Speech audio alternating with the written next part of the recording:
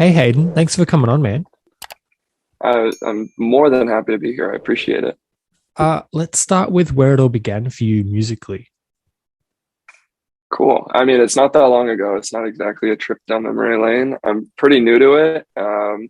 Started just like playing music around the house to kind of stifle my boredom. We moved around a lot as a kid, so I was always fiddling with the guitar and the drums, trying to teach myself things to waste time. And as I got older, branched away from it and eventually came back when I got into college and started playing guitar, doing like session gigs and stuff, playing for other artists and producers. And I had like a hand injury that just developed over time and had to stop doing that. So I started writing songs and felt like nobody else could sing a few of them. So I started singing them on my own and just kind of snowballed from there. Yeah.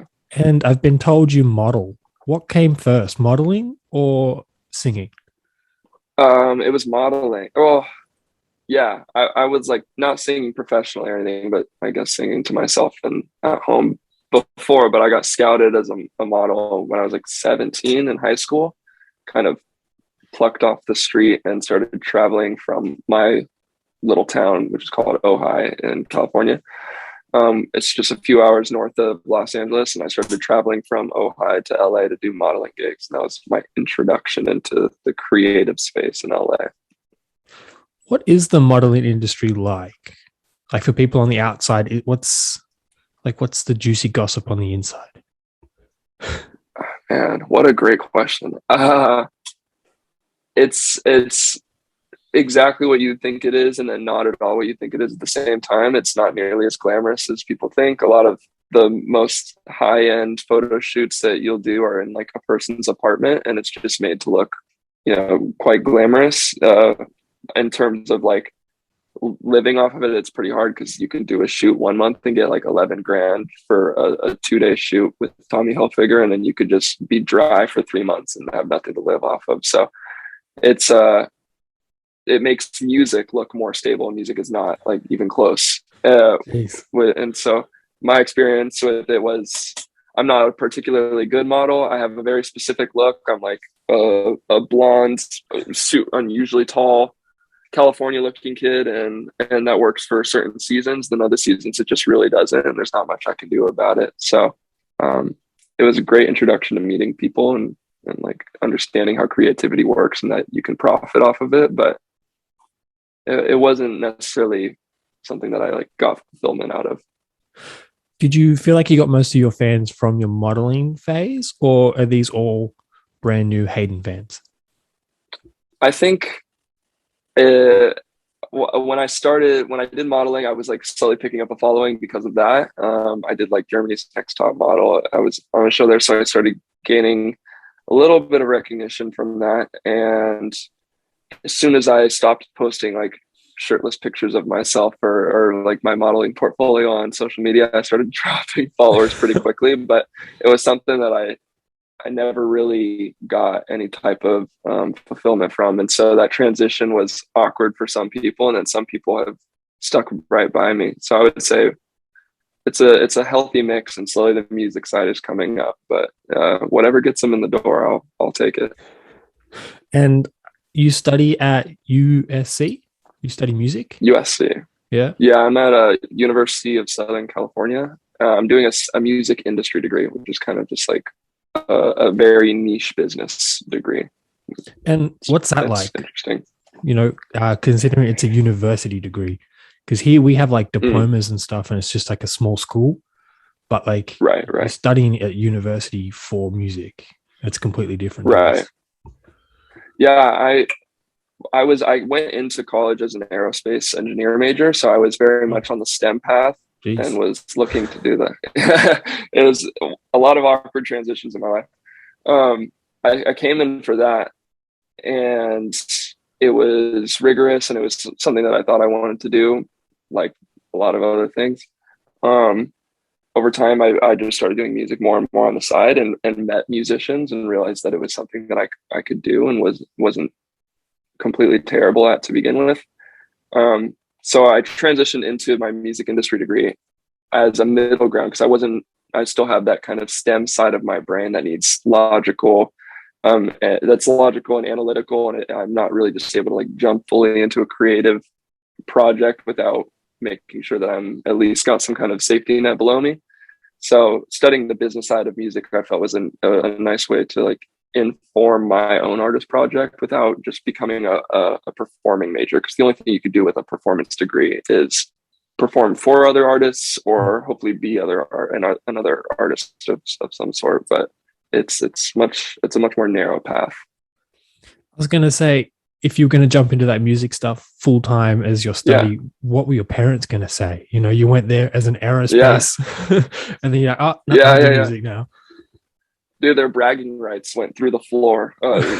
Completely gone. So it took I think a little bit of time. It took a little bit of time for me as well to understand that I was gonna do it. I was like, I was looking at the edge of the cliff, ready to jump, and it took me a little bit of time to finish counting to three and finally doing it. They've been more than supportive now, and they've come to a few of my shows and have felt how tangible it can be, and like seeing fans come to shows and people singing songs and seeing that I can make money off of it, and the community. I think they really gain their happiness from mine. So the more that I gain from it, I think they do as well. What was your first performance like? Speaking of performances, It was really cool. I performed at a bar called Bar Lubitsch. I'm probably pronouncing it wrong. It's like a Russian bar in I think West Hollywood or so. It was a showcase put on by a really awesome music blog and music curator called We Found in Music, and it's hosted by a guy named Grant Owens. He heard my second single, just really liked it, wanted to put me on their radio show and have me play a few shows in their showcase. It was my first show ever, absolutely nerve wracking, but like 450 people came out to see me and a few of my friends who were also playing. And we did kind of like a mini festival lineup showcase at that bar. And it was just like ridiculously packed. Everyone was super warm and welcoming. And I couldn't have imagined it going any better than it did. do you feel like the modeling helped with your stage fright, to say? Yeah, I think more than anything, it just got me comfortable with the idea that people are going to perceive me in ways that I can't necessarily control, and all I can do is control the things that I can really only control my actions and reactions to those things. So it made me comfortable in front of a camera. It made me comfortable expressing myself through more than just my voice. I feel like doing like runways and stuff just made it much easier to interact with people without actually talking to them or without actually being, having a one-on-one conversation with them. Yeah. And on the topic of singles, you just dropped your new one, Okay, okay, okay. Yeah, that's an interesting one. Yes. Yeah. Does your ex-girlfriend know it's about her? Yeah, I would think so. It's such a ridiculously specific song that if she doesn't, I would be a little bit surprised. And I had it for so long, thinking of the day that I would drop it. I was like, "Fuck, I'm gonna hear about this." I know for a fact. And I did hear about it from her, but it was positive feedback, and she really liked it, and so it went over well, which is good. You said you were sitting on it for a while. How long's a while? That was one of the first songs we ever did. I had the really big Justin Timberlake phase, and I just was like, I just want to rip off Justin Timberlake a little bit in the NSYNC era, and I did it about a year and a half ago. I wrote it, and we finished it about a year ago. So we've been sitting on it for so long, and it just felt so alien to the rest of my songs. It's not really me. It was me kind of putting on an impression for fun, and um, just now someone told me as actually a form of criticism that they didn't like the song because it sounded like I was like a K-pop boy band group, and I was like, Halloween's coming up. I could just be a boy band for Halloween, and I would finally have an excuse to drop this like ridiculous impersonation of a song that I have while trying to throw like my own little clever twist on the marketing of it. So the stars aligned, and it took that long for them to, I guess. I did see a marketing post from you of a number plate that said okay. Was that your number plate or was that just some random number plate you found in a parking lot? Oh no, that was a random one. And funny enough, the person whose car that was like knew about the music and stuff, and they're like, "Oh my gosh, I saw that you're putting the song out and stuff." And that's like the second time that's happened in the last month or so, um, where there's a weird coincidence, and I shouted out on my story, and then a person responds like, "This is my car. This is my whatever." Like that's so weird. I love your music. Blah blah blah. So it was a cool uh, coincidence. If that's not the universe saying that it's meant to happen, I don't know what it is. Like, Maybe I'm just meant to be a boy band, man. I don't know. do Maybe I should just make the full transition. you have any friends that could join your boy band? Uh, I feel like I did it the way that I probably would for the this release, and I would just have all of them be different versions of me. So maybe I would have to like create, those like virtual influencers, the VR influencers, where they're not real humans, but they're like designed and stuff. I would just make four other versions of me to do it because I only trust myself. That would be very interesting. I'd pay to see that, especially Live performance shows would wise. be a Yeah. pain. Yeah. It would be ridiculously difficult. It would be like a magic show more than a music performance. Oh yeah, logistical nightmare. You A did hundred say percent. Justin Timberlake was your inspiration. Who else is your inspiration?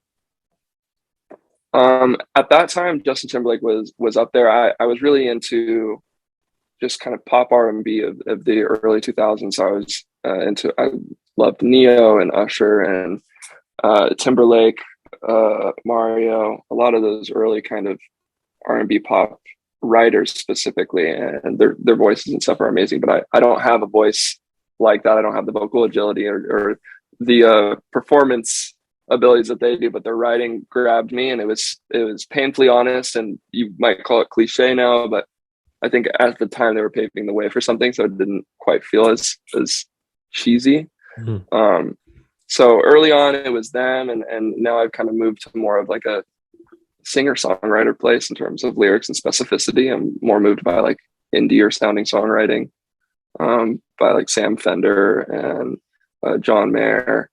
Uh, who else?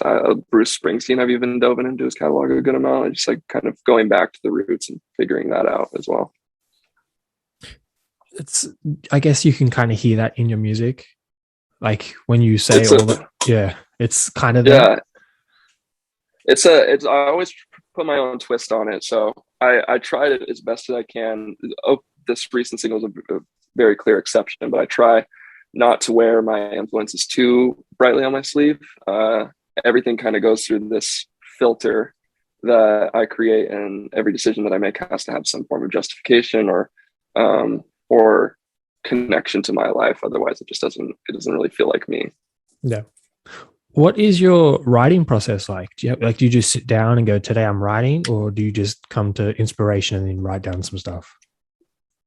Lately, I have had such little time to write. I've been trying to write this one chorus the last 3 days, but I haven't had more than like 40 minutes to sit down and just actually work on it with the guitar.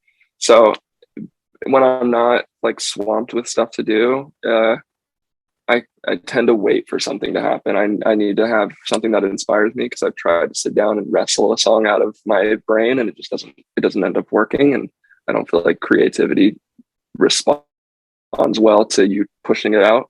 Yeah. So now it's got to come from a melody idea that I have in the shower, or a lyrical idea, or song title, or maybe just a chord progression that I heard felt like I could do something with. Um, I guess typically more than anything, it starts on the guitar just because I was a guitar player first and foremost. So that's the steel mill, and I work with a chord progression that feels inspiring and try to work the other elements in. I feel most inspiration comes from the shower. All great ideas come Dude, from a shower. I felt that so much that I Googled it one time. There's like something about the hot water and like the fumes and stuff that it like boosts your electrolytes, or some weird scientific thing that is probably total BS. But I 100% agree. Like early mornings and showers, those are the two times where I just feel most inspired for some reason. Well, if it works, right? I guess so. Yeah, it's funny because most musicians and stuff are night owls, and I'm a night owl, but I don't like to work at night. I can stay up at night and stuff, but I typically like to do the bulk of my work in the mornings. And that is like the antithesis of any other like songwriter or rapper or artist that you'll ever meet. They're all night owls. So it's an interesting collaborative space. How do you keep up with your busy schedule being a model, a student, and an artist? It sounds full on. It's full on. I know people right now because I'm finishing my last year of uni right now, and so a lot of people I know have like two internships and they're in school and stuff, and they still have more time than me. And I'm like, and it's not that I think I'm like nothing I'm doing is hard or is like particularly that difficult. Like anybody can really do this stuff if they put in the time and effort and just like are aware of what it takes to do that. But I just spend so much time on everything that I do. I want everything to be perfectly thought through, and I want my songs to reflect that and my artist image to reflect that. You won't find, I'm pretty confident that you won't be able to find something about me that hadn't gone through me in the first place. Like even my landing page on my social medias is all customized to match whatever I'm working on at the time. I spend a lot of time curating like every small detail about that stuff. Also, given the fact that you jumped into to study music, have you ever thought about giving up and then just doing aerospace engineering? Yeah, I think earlier on I was more willing to I was a little more pliable about it and possibly would have gone back.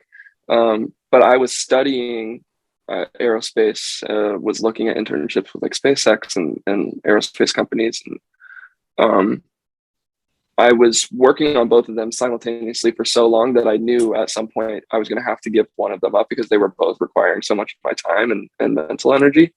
So I really think I waited to the last moment. If I could do it again, I probably would have just done music earlier, knowing now that it's something that I feel like I will be doing for a long time.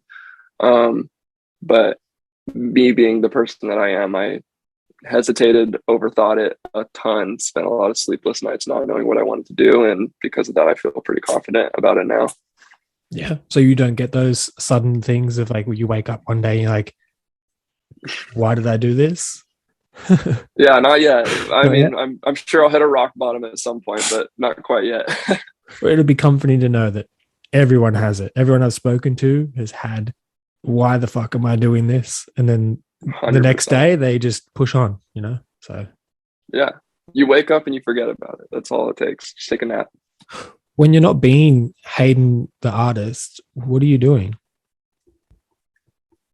I mean, the reason I made my artist name just my first name is because I genuinely don't like. I spent months trying to think of a cooler artist name. I couldn't because like I'm not necessarily.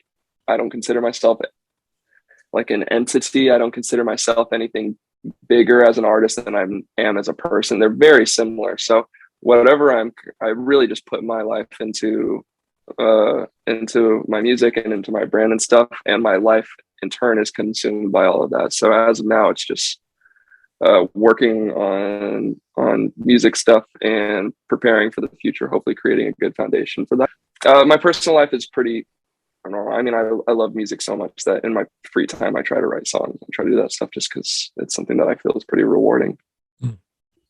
Well, it's kind of your end all be all at this point of time, isn't it? Yeah. And I think anybody that I've ever looked up to is somebody that they loved it so much that it was their life. And if you were to ask them what they do on their free time or what they did on their free time when they were when that ambition was peaking, they would have been like, I mean, what free time? I'm Yeah. filling up my schedule. I'm ambitious. I'm hungry, and I incorporate everything that I want into my personal life as well. I don't want to get off any bad vibes or anything, but if this Yeah, music career doesn't pan out, what's your backup? man, such a great question too. And my mom would love to know the answer as well. I'm sure. Um, I mean, I think that's why I'm doing the thing that I'm doing with school. And that's the whole reason I'm getting a degree in anything. I think we live in a world now where having a degree in literally anything is your plan B. It doesn't have to be a specific career path that takes up all of your life. And uh, jobs or employers just want to see that you are committed to something. You can follow directions. You did your homework. You were not a complete jerk in school and got kicked out. Um, Am I allowed to curse in this? I don't Yeah, know. yeah, I yeah, probably yeah. shouldn't, right? No, no, yeah, Oh, you can, okay. yeah. Thank fuck. I cuss a lot, so I'll try to minimize it still. But I'm like, how do I censor this and not sound like myself? Um, so I think my plan B is just working within music still. I know of plenty of opportunities and stuff that I could take and have the ability to, but for now I'm holding out to try to really take a chance on myself. Speaking of the future, when would you say you've made it? Like, this is it. I'm done. You know. Yeah, that's something I think about a lot. And I don't have the answer to it yet because anything I've ever achieved, I wake up the next morning, much like if I was pissed off the night before or didn't understand why I was doing what I was doing. I wake up and forget about it. And it's very similar with success. If I get a small win, I'll wake up the next morning and just go back to the grind because I don't allow myself to celebrate much. And that's an unhealthy habit that I'm trying to get better at understanding. And so making it is an elusive, mysterious dream for now. And I'm hoping in the next few years I'll figure it out. Are you still an independent artist? Yeah. Yeah. Do you Yeah. have Fully a indie. do you have a dream label you want to be signed to, or are you just going to try to stay independent for as long as possible? Uh, One of the nice and unfortunate things about learning about the music industry in school is that labels can be painted a pretty ugly way right now. And a lot of the deals that they make with artists, especially early on, are used to kind of can be used, I should say, to take advantage of the artists. Hmm. So for now, it seems like the best idea for really any indie artist in my eyes is hold out as long as you can and make yourself as valuable as possible as a brand, as an artist, as a songwriter. Shoot for distribution deals, shoot for publishing deals, shoot for the small things that you can get to hold out as long as you can so that when the time does come, there's more of a bidding war happening for you and you're more valuable and therefore can negotiate your side of your rights and the amount of ownership that you want to have over yourself and your likeness. So that's the weird answer, but Yeah, no, no, it's an that in makes between. sense. Yeah. Yeah, record labels do have a very bad light at the moment. Yeah, it's unfortunate, but I think it's kind of returning to the space like in the 80s and 90s when you had to have a record label to do anything. I think it's sort of returning back to that. It went for the last few years, and it still is now. Everyone thinks like if you can drop music if you want to, and anybody can do it, and it's open to anybody to try. That is entirely true, but like if you're trying to live off of it, you're going to need that push just like you would have in the 80s or 90s again. So it's sort of returning to that space, and I'm hoping that artists will be able to profit off of it similar to the way that they were in the 80s and 90s because right now it's so far it's just the labels that are profiting off of it like they were. If you don't feel comfortable talking about your finances, I just want to shed some light on your fans and the people who don't quite understand the music industry. How hard For is it sure, to live off being an artist? it's pretty tough. I think I talk about it a lot with my friends and people in the artist community, and I think if the first thing you need to know as an artist is like it's similar to maybe investing where you're going to put money into a fund and you're just going to expect it to be gone and you need to be ready to lose money for the next 5 years of your life, and that's kind of the reality of it. And I think that it's honestly a good litmus test for people that really want it. And if you tell somebody that they can't, if you tell a group of people that they can't do something, the only ones that you will inspire in that are the people that really want it the most. So it's pretty difficult right now, especially if you can't tour. I'm such a small artist that I can't tour. The only thing I would be able to do is open up for artists, and I'm still working on curating my stuff. So all the things that people think you can make money off of, which is live shows and stuff, uh, the world's just opening back up. Baby artists don't have enough fans yet to do it, and Mm. even if you do play a live show, you have to pay every band member. You have to the venue takes 50% of all ticket sales typically, and it's a tough one. But once again, I guess I'm in it for the long run. Hopefully, Yeah. Well, how was the COVID experience for you? mm. Like, it was that was rough? it was. I feel sometimes bad talking about it because a lot of people went through a rougher time, but similar to the group of people that you tell or that you say they can't do. If you tell a group of people that they can't do something, the people that are inspired by it are the ones that want it the most. I felt like the pandemic was a similar experience for me, and while a lot of people saw it as losing the opportunity to play live shows or losing the opportunity to see people that they loved, and I absolutely felt all of that. I also looked at it as in a time for me to just sit down and do what I wanted to finally do, which was write songs. I only started writing songs in the pandemic, and I don't think I would have started writing songs if it weren't for the pandemic. I just had more time on my hands than I had before, and my life was changed because of it. So I saw it more as an opportunity than I did as a loss, which is a super privileged position to have. But me and my immediate group of musicians kind of made the best of it, it seems. Did you guys do any live Facebook Live performances or anything? I put on shows for other people. At that time, I wasn't an artist yet. I just started writing songs. So I put on shows for my artist friends and was helping kind of book virtual gigs. And there's a platform out right now called Moment House, and they're putting on shows for some of the biggest artists in the world right now. They're USC alumni, and I've worked with them before on putting on like small USC shows around the community just to keep spirits up and keep music in people's minds. But it was a bit harder. It was like the Wild West for a little bit. No one knew exactly how to do it or whether or not it was going to be profitable or it was even worth it. So it was purely based off the sense of community that came out of it. Just from what you said just before, you are brand new to the music industry, it sounds like. Super. Yeah. Like a year old. I'm even surprised I'm talking to, yeah, I'm like an infant. When I say I'm a baby artist, I quite literally mean I am an infant. Yeah, it's pretty interesting. I do have a couple questions I fire at everyone just to get to know you a little bit better. For sure. PlayStation or Xbox? PlayStation. And new PlayStation user. We just got a PS5, like my girlfriend and I just got a PS5 like a few weeks ago, and it changed my outlook on life. Just give you that. It's like that extra spare time you didn't know you had.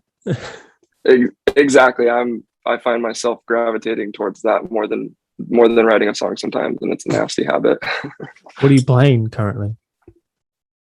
I'm still on their launch titles are ridiculous. Like the Spider-Man Miles Morales game is mind-blowing. The Ratchet and Clank Rift Apart is a beautiful game. I'm a big like open world traversal type person, and I love discovering small things. I don't want to be helped too much in the process. So I love a high difficulty, big open world type explorer games. So I'll be playing those for a little bit. Once I finish them, I'll probably move to like Witcher, Hitman, those kind of bigger open world games as well. Jeez, some games that you need to sink hours into. You sure you want to go there? Exactly. I mean, I'm the kind of person too where I'll play for like an hour and then won't have time to play for a week, and then I'll play for an hour. So the open world games are nice because even if I'm not like doing the missions or whatever, I can just have fun and like F around in the game for a little bit. What's your favorite food? My favorite food, man, you jerk. What a difficult question. It's difficult for me in a way that's not difficult for other people, I'd imagine. I'm not a big food person. I typically view food as fuel, and so I will eat anything that's even remotely healthy. I think that came from probably modeling and stuff. I also grew up vegan for the majority of my life, and then after that, my first year in uni, I lived in my car, and so from that, I was just like eating literally anything that I possibly could, and I view food purely as fuel, and so now it's like anything I can get my hands on that doesn't taste like awful, I'm pretty excited about. So I guess I'm half Mexican, so I love like tamales and burritos, and any type of Mexican food typically resonates with me pretty well. Yeah. PlayStation? No. Netflix or Disney Plus? if I could afford Disney Plus, I would say that, but Netflix is like the default. Yeah. Yeah. And what's your biggest conspiracy? Oh man, I dove pretty heavy into Jimi Hendrix's death for a bit, and like the conspiracy surrounding that. The U.S. government possibly killed him, and there is that he was possibly tortured before his death, and his involvement surrounding the civil rights movement and the Black Panther movement at the time. I dove pretty deep into that, and then Kurt Cobain's death as well. Typically, it's things surrounding like a death of some sort for some reason. I feel like it's just easier to point the finger at the American government when someone dies.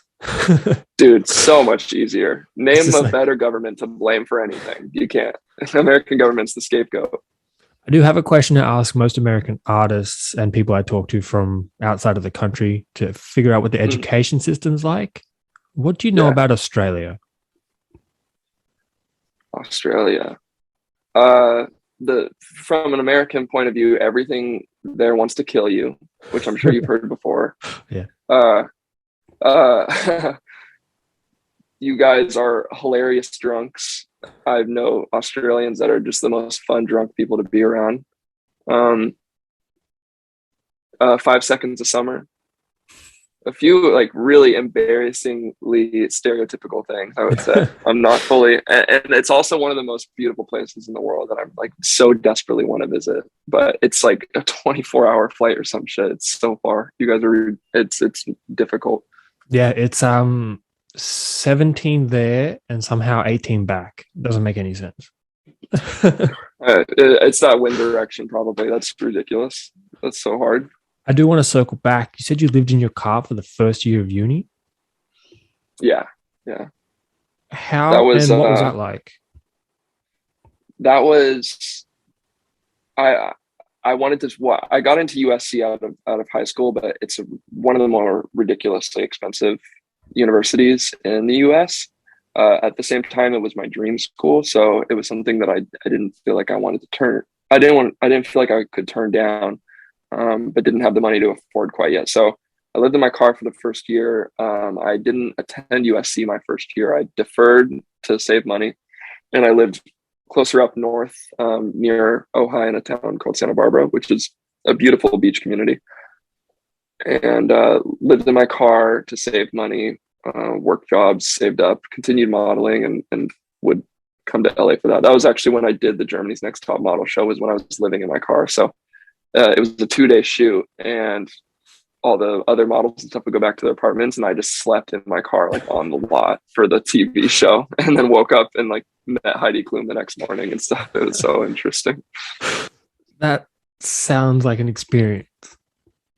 It was all the college kids that were getting ready in the morning, brushing their teeth in their dorms and stuff. I was showering with homeless people, and it was cool. It was a really humbling experience, and I think that was honestly one of the bigger reasons why I did it, was because I felt like the modeling and coming to LA and stuff, it just changed my perception of the world a little bit, and I felt like humbling myself would only be a good thing. And so that was definitely one of the biggest takeaways from doing it. This sounds like a very make or break story. Like you are putting all into this. I mean, it doesn't even feel like it really from my point of view. I feel like I feel like I still have more to give, which I guess is a good thing, because I'm probably going to be giving for a little while. But I'm glad that that's one of the takeaways, because I want nothing more than for people to know how much I care about and what I'm doing, and the amount of time and effort that I put into it.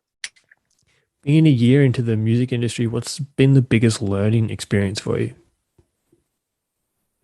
Um, for the first few months, it still happens now. I mean, I get a lot of people that say they want to help me but don't want to. I mean, it's just it's important to keep your circle tight and understand that not everybody's out there to help you, and not everybody's out there to hurt you as well. I recently just signed like a distribution deal, and I spent probably 12 hours just like freaking out about whether or not they were trying to like bargaining my rights and stuff. And I was like, and the more people I talk to, the more industry professionals that have way more years of experience than me. They're like, not everyone's trying to F you over, man. It's okay. Like, it's okay to take these steps, and it's okay to let go of things a little bit, especially in the beginning when you're not making much money to begin with. Like, what have you got to lose other than, I mean, no, you've got nothing to lose. I mean, I'm making like, I don't know if anybody's researched how much artists make from streaming and stuff. It's worse than dirt. So Yeah, it's pretty low. It's under a cent. Yeah, and It's it is significantly under a cent. It is 0.005 of a cent, which is amazing. That's my music industry degree talking. So I think understand who and who not to trust, and then also surround yourself with people that you think will help you grow in some capacity. Surround yourself with people that are better than you or have different strengths than you, so that you can grow off of that, and they can as well, hopefully. And before we wrap this up, what do you have to say to your ever-growing fan base? I mean, I appreciate anything that you guys like that I put out. It feels so directly connected to me as a person, just because this is like what I do, and this is really all that I do. It's all that I think about, and I think anybody that has met me or talked to me on a TikTok post or anything, I hope that you guys get that sense immediately. Anything that you love, I take it so personally, and I really appreciate it. I mean, I can't say enough to anybody that even pays attention to me. So I appreciate it all. And what do you have to say to anyone who isn't following you? You're missing out. I'm a pretty cool guy. I don't know. I'm wearing a hat from Disneyland right now. Oh, yeah. And it's a quote from The Little Mermaid. And it says, "But Daddy, I love him." And I thought that was hilarious. If this doesn't indicate my personality, then I don't know what does. From this perspective, this whole time, your hat just looks white. Like it looks like you're just wearing a plain white hat. I didn't even realize how overexposed it is.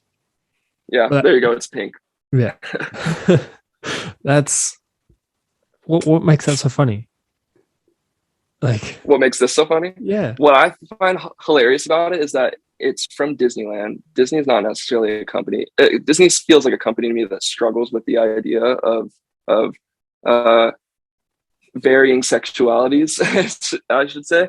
And so I saw this hat on the internet and showed it to an employee at Disneyland. And I was like, "Where can I buy this hat? I know you guys sell it." And they did not believe me. It took me like 20 minutes to convince them that they even sold the hat. They're like, "We would never sell a hat like that. Disney doesn't do that stuff." I was like, "I promise you, you do."